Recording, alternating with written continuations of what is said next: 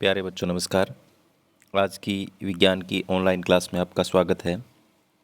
प्यारे बच्चों, आज हम कक्षा 7 अध्याय 14 विद्युत धारा और इसके प्रभाव के अभ्यास के प्रश्न और कुछ महत्वपूर्ण लघु उत्तरात्मक प्रश्न करने वाले हैं। तो जो बच्चे चैनल को देख रहे हैं, जिन बच्चों ने अभी तक चैनल को सब्सक्राइब नहीं किया, सब्सक्राइब कर लें, लाइक कर दें और शेयर कर दें। तो शुरू करते हैं आज की क्लास का पहला प्रश्न। तो पहले प्रश्न में है, प्यारे बच्चों, विद्युत परिपथों के निम्नलिखित अवयवों को निरूपित करने वाले प्रतीक अपनी नोटबुक पर खींचिए।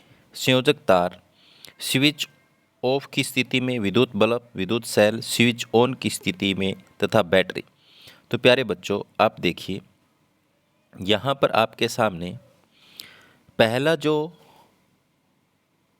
चित्र आपके सामने दिया गया है वो है स्विच ऑफ की स्थिति में। तो ऑफ की स्थिति में आप ऐसे खींचेंगे, ठीक है। और फिर क्या है, फिर है विद्युत बल्ब। तो विद्युत बल्ब का आप कैसे खींचेंगे? विद्युत बल्ब जो है आप इस तरीके से खींचेंगे, ठीक है।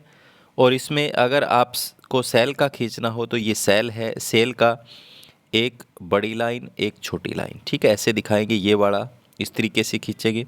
संयोजक तार का सीधा तार होगा ऐसे। स्विच ऑन की स्थिति में ऐसे खींचेगा और बैटरी जो होगी उसमें आप ऐसा दिखाएंगे। ये आपकी किताब में भी दिए गए हैं।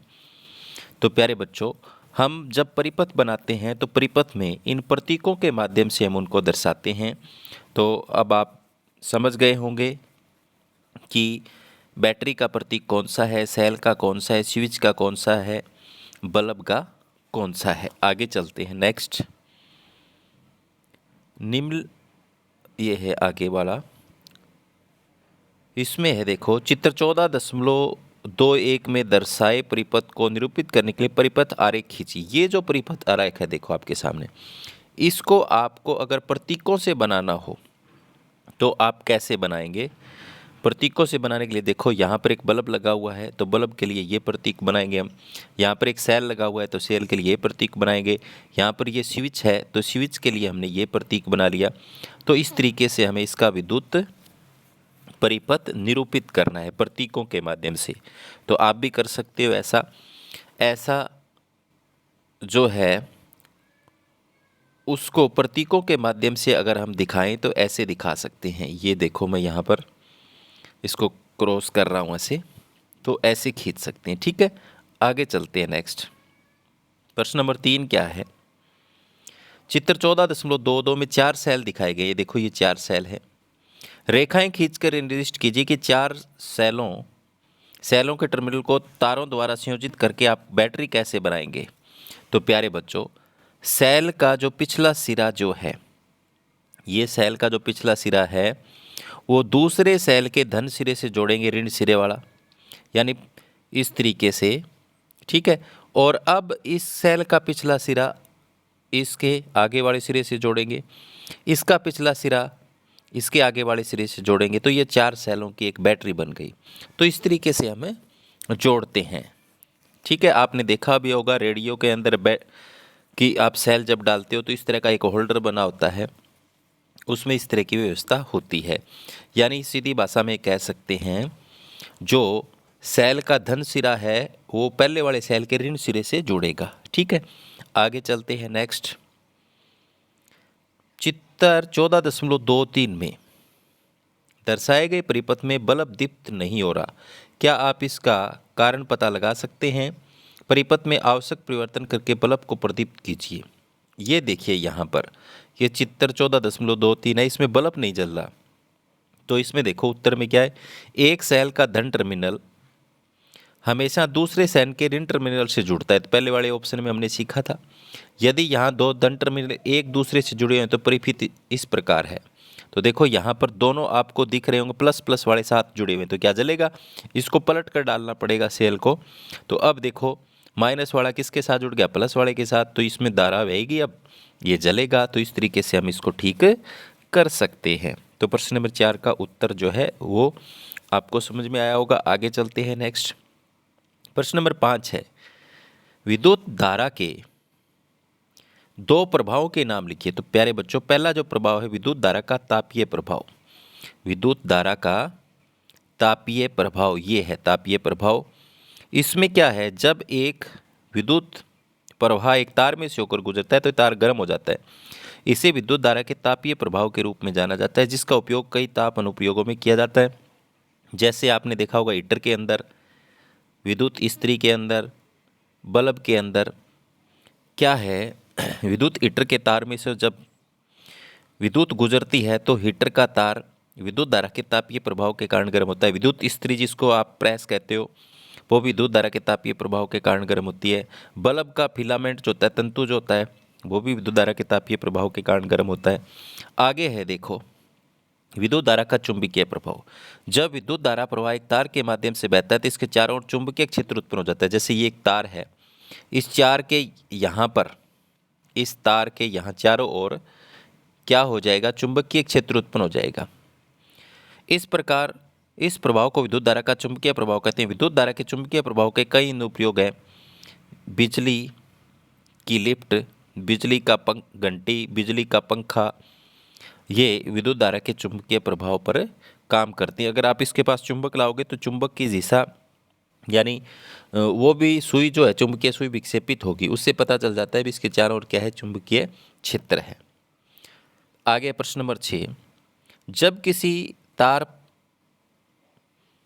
किसी तार में प्रवाहित करने के लिए स्विच को ऑन करते हैं तो तार के निकट की चुंबकीय सुई अपनी उत्तर दक्षिण स्थिति से विक्षेपित हो जाती है। स्पष्ट कीजिए। तो आपको स्पष्ट करना है।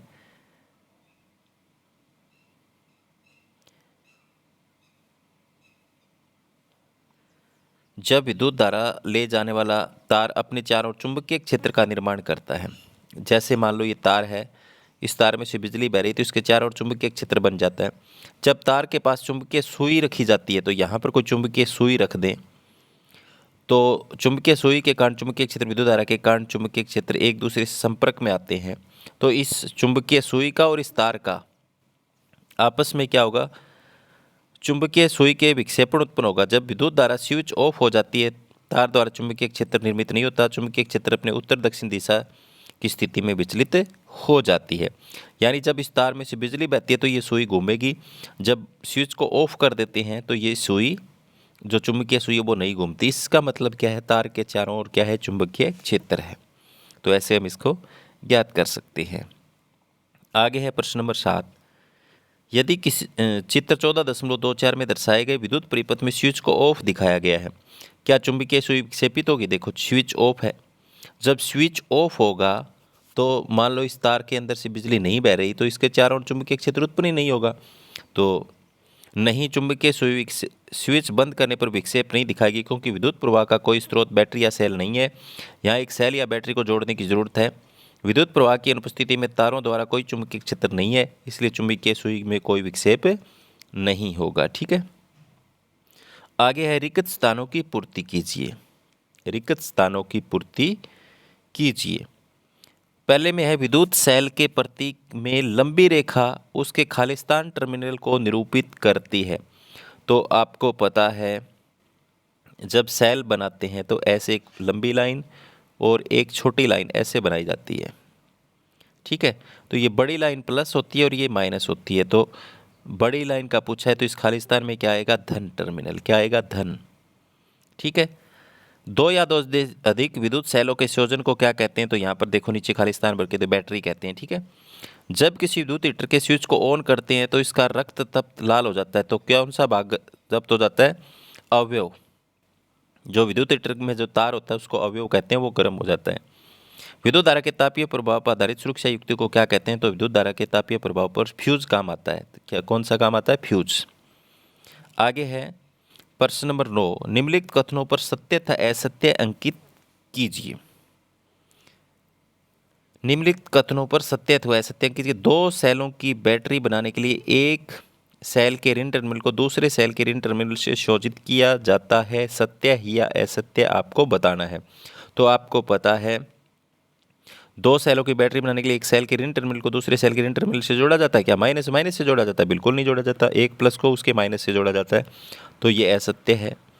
जब किसी फ्यूज में किसी निश्चित सीमा से अधिक विद्युत धारा प्रवाहित होती है, पिघलकर टूट जाता है, ये बिल्कुल सत्य बात है, ये सही है। विद्युत चुंबक चुंबकीय पदार्थों को आकर्षित नहीं करता, सत्य या असत्य है? तो आकर्षित करता है वो, तो ये गलत बात कर रखी है इसने, नहीं करता कह रहा है, तो असत्य है।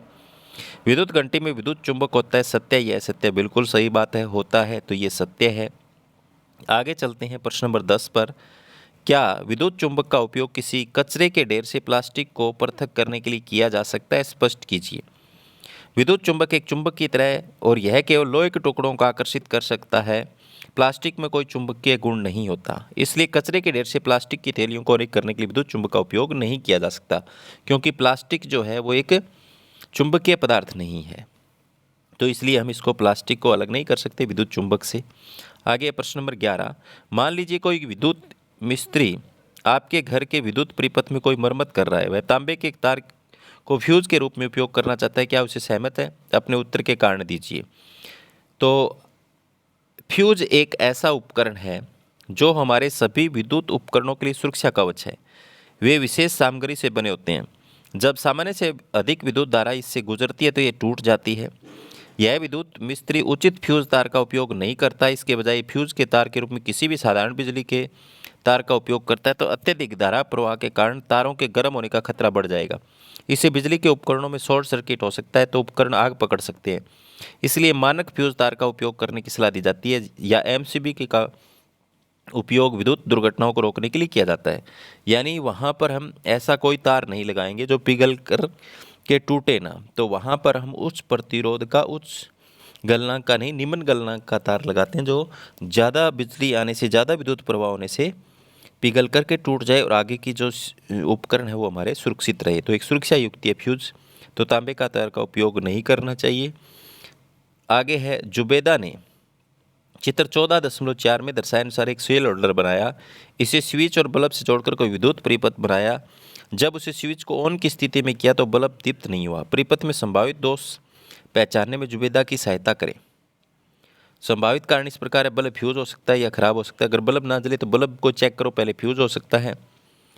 दूसरा है, सेल ठीक से नहीं जुड़ी, उसको चेक करना है। डीले कनेक्शन हो सकते हैं, उसको चेक करना है। स्विच अच्छी तरह से काम नहीं कर रहा है, उसको भी चेक करना है। सेल की शक्ति समाप्त हो गई होगी, नहीं सेल डेड हो गया भी हो सकता है, ये कारण उसके हो सकते हैं। आगे है, चित्र 14.25 में दर्शाए गए विद्युत परिपथ में जब स्विच ऑफ की स्थिति में है तो क्या बल्ब दीप्त होगा?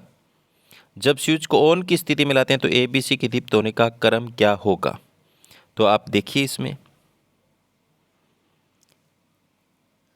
चित्र में, ये A है, ये B है और ये C है। जब इस स्विच को ऑन करते हैं, स्विच ऑफ की स्थिति पर कोई भी बल्ब नहीं जलेगा, क्योंकि विद्युत परिपथ बंद नहीं है। अगर ये ऐसे ऑफ है तो कोई नहीं जलेगा। जब इसको यहाँ इससे टच करवाते हैं, जब स्विच को ऑन की स्थिति परिपथ पूरा हो जाएगा, सभी बल्ब एक साथ दीप्त होंगे, एक साथ जलेंगे। आगे है नेक्स्ट। तो प्यारे बच्चों, ये थे अध्याय 14 विद्युत धारा और इसके प्रभाव के अभ्यास के प्रश्न। उम्मीद करता हूँ कि आपको समझ में आए होंगे। धन्यवाद।